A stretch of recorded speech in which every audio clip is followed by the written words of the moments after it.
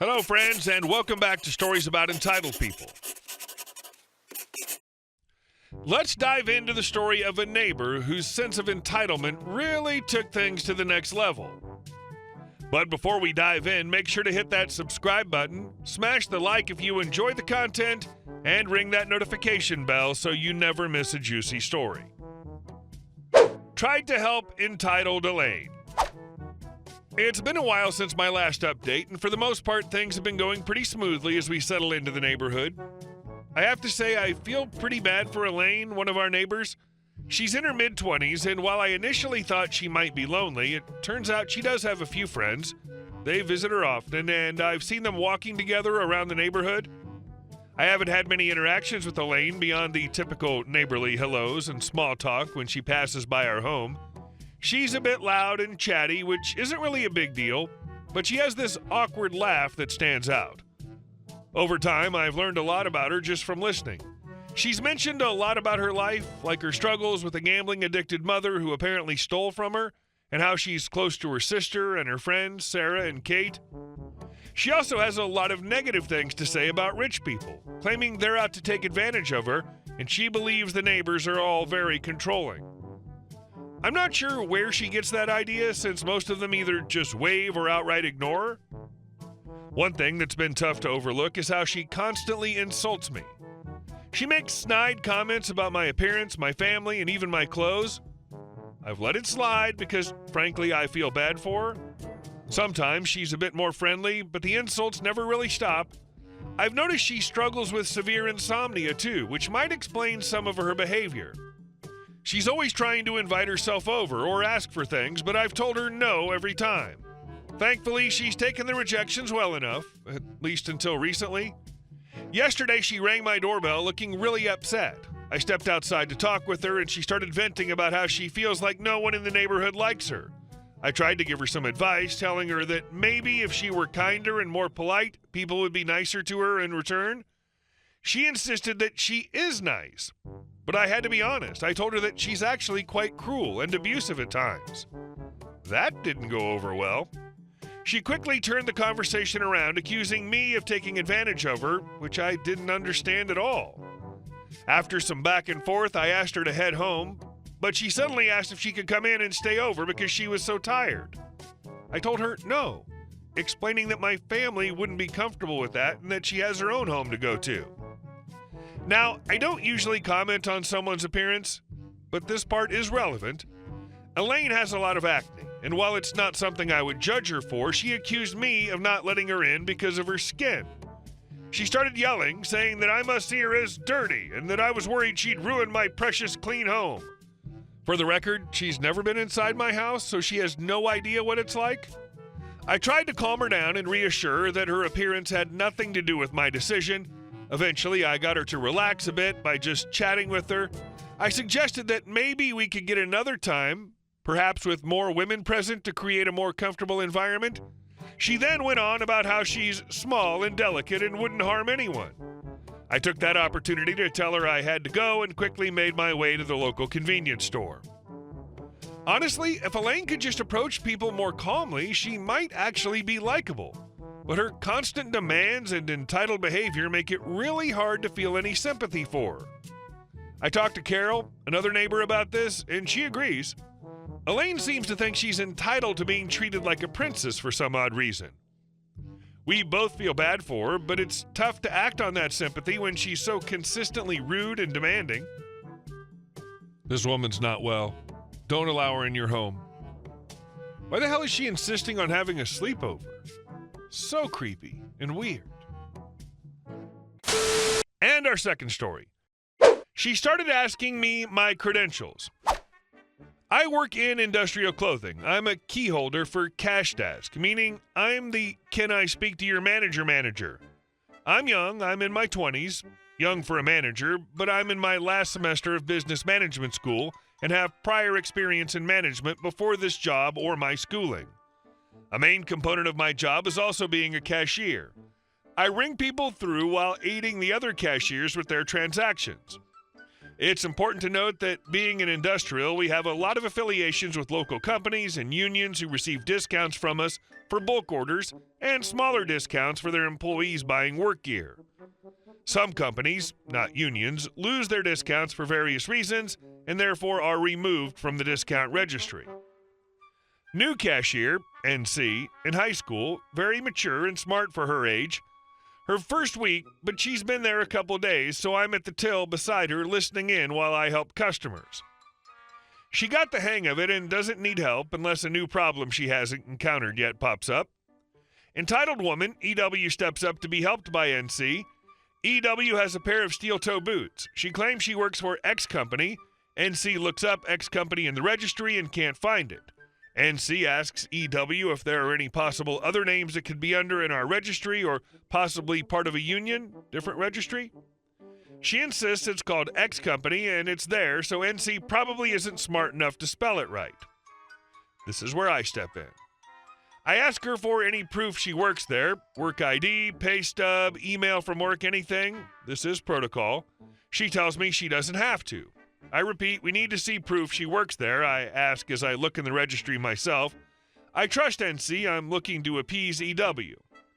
She looks through her phone for something to prove to me she works there, and I inform her that X company is not in the registry. She puts her phone down and gives me the look. EW. Can I speak to your manager? My favorite question. Me. Speaking, ma'am. My favorite answer. EW. No, the person above you. Me. Sorry, ma'am, I am the highest person on the floor right now. EW. Last year I got my discount, and no B word told me no. Me. We've had a change in management, and the new store policy is that we need proof that you work for a company in our registry. I'm sorry, it's not what you were expecting, but it's what we're allowed to do. EW. How long have you worked here? Me. Sorry? EW. This needs to end now. You obviously aren't the real manager, probably just the owner's daughter. Get me the real manager now. I grabbed my walkie-talkie and called security. I need attendance till 2. She looks pissed, to say the least. Our security guard comes up to the front to watch her. I reiterate I am who she can speak to today. She tells me her friend came last week and got her purchase with the discount. She insists on calling this woman to prove to me the discount exists. I try to explain that this would not change our policy and we still needed proof on our end, and proof she works there. She cut me off. Well, it turns out the same thing happened last week, except her friend was much more gracious about it, didn't fight us. EW still insists that we need to because she was told by her boss she would.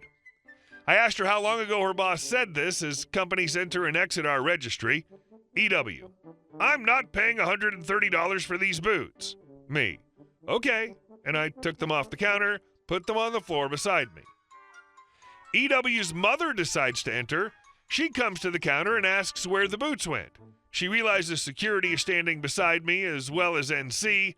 We don't look happy. She touches her daughter's shoulder and whispers in her ear in a language I don't know. EW frowns and says, I'll take the boots. I leave NC to finish the transaction and go off with the security guard to discuss, still close so we can watch, the discount she was arguing over, 10%, $13. I may have just given it to her if she was polite, but she insulted my coworker. People just get off on the thought of getting over on others. The 10% had nothing to do with it. When saving $13 can make you feel a way your partner can't, it's sad for you. And our last story. Neighbors trespass on our property and won't stop despite repeated warnings. My husband and I were over the moon when we bought our first home. With 2 little boys, ages 1 and 2, and a 10-year-old mini Labradoodle, the idea of having our own yard was a dream come true. We envisioned a space where our kids could play safely on the swing set and where our dog could run around freely. The neighborhood seemed quiet and friendly, and we were excited about building a sense of community. However, our joy quickly turned into frustration. Our yard, which came without a fence, seemed to have become a public playground for our neighbors. With winter just behind us, we planned to install a fence in the spring. Until then, we assumed people would respect our property. Unfortunately, that wasn't the case. Yesterday, while we were working from home, we heard loud noises outside.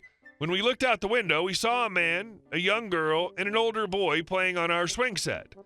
They were strangers to us, and we were confused about why they thought it was okay to use our yard without asking. Before we could go out to speak with them, they left. Today, the same kids were back in our yard, this time with a woman we hadn't met before. My husband went outside to talk to her, explaining politely that we weren't comfortable with them using our yard without permission, especially considering the liability concerns if something were to happen. The woman told him she was staying with her mother-in-law next door and that her husband had grown up in that house. Apparently, her husband had asked the previous owners if they could use the yard, and they had said yes. While we understood that they might have had an arrangement with the previous owners, my husband and I are the new owners now, and we hadn't given them permission to use our property. My husband reiterated that we preferred they not use our yard, especially without asking first. The woman seemed to understand and left shortly after. But the situation escalated quickly. Later that day, her husband came home and immediately brought their kids back into our yard, completely disregarding the conversation my husband had earlier. He stayed there playing with them until my husband returned from the store. When my husband went to take out the trash, the neighbor was back in our yard, this time with a large dog. My husband approached him again, reminding him of their earlier conversation and asking them not to use our yard. The man claimed his son was autistic, implying this is a reason for needing to use our yard instead of the large public playground just behind our house. My husband explained that our son is also autistic, but that doesn't give us the right to use other people's property without permission. Despite this, the man continued to act like we were in the wrong for not wanting strangers in our yard. After a brief exchange, he finally left, but the tension was palpable. Later that day, while I was walking our dog in our yard, our neighbor was back again with his kids and the same large dog. This time, as I approached them to politely ask them to stop trespassing, their dog started barking and growling at mine.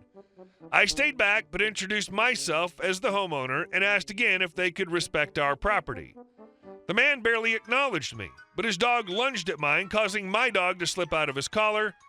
Thankfully, I was able to scoop up my dog before anything happened, but the whole situation left me feeling extremely uncomfortable and unsafe. Update.